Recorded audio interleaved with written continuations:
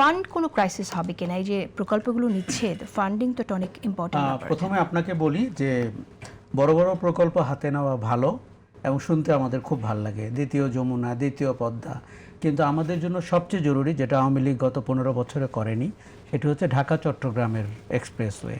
কেননা আমার অর্থনীতি যদি 80% চট্টগ্রাম বন্দরের সাথে ডিপেন্ডেন্ট হয়, এইটা আমার প্রথম প্রায়োরিটি।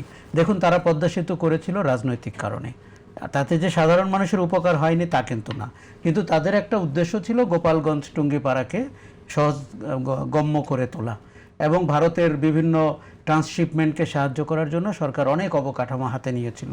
এই অডিটটি আমরা সুন্দর করে অন্তর্বর্তী সরকারের আমলে করতে পারলাম না, কিন্তু আমার মনে হয় সব সরকার, এমনকি অন্তর্বর্তী সরকারের 18 মাসও অডিট হওয়া দরকার। ওই যে আপনি বলছিলেন উপদেষ্টারা তার জেলায় জেলায় উন্নয়ন কর্মকাণ্ড, এটিকে আমরা চোখে দেখেছি এবং খুবই দৃষ্টিকটু লেগেছে এই উপদেষ্টাদেরকে এরকম রাজনৈতিক কর্মকাণ্ড করতে দেখে।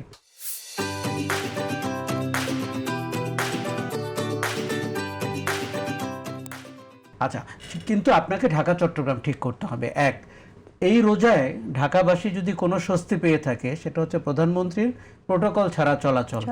পথে ঘাটে মানুষ কথা বলেছে যে অন্য প্রধানমন্ত্রী যখন ছিলেন তখন উনি বনানী থেকে রওনা দিলে গুলিস্তান পর্যন্ত রাস্তা বন্ধ। মানুষের যে রোজার দুটি শেষ ইফতারির শেষ 2 ঘন্টা কি মর্মান্তিক জার্নি হয়, সেই ক্ষেত্রে একটা বড় রেসপাইট হয়েছে প্রধানমন্ত্রীর প্রোটোকল ছাড়া চলায়। তাতে কি তার নিরাপত্তার কোনো হানি ঘটেছে? ঘটেনি।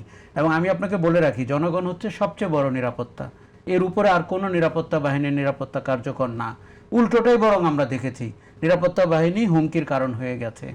আচ্ছা, এখন আপনাকে বলি, আপনি কোনো ফান্ডের ব্যাপার নাই, আপনার ম্যানেজমেন্ট ঠিক করতে হবে। আপনি দুর্নীতির অর্থনীতি যদি ঠিক করতে পারেন, ওই টাকা দিয়ে আপনি জনগণকে সিমলেস কমিউনিকেশনে নিয়ে আসতে পারবেন।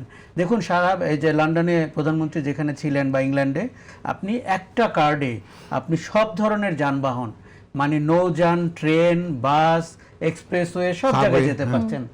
হ্যাঁ, অয়েস্টার কার্ড, সেটাতে আপনি সব জায়গায় যেতে পারছেন। আপনি একটা সাবস্ক্রিপশন নিচ্ছেন, আপনি মানে বুঝে ওঠার আগেই আপনি মোড অফ ট্রান্সপোর্ট চেঞ্জ করে ফেলছেন।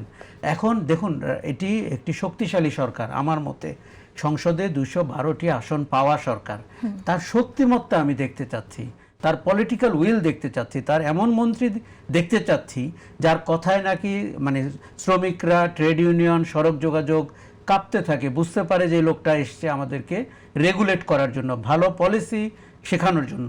দেখুন, সবচেয়ে খারাপ প্লেয়ারটাও কিন্তু ভালো পলিসি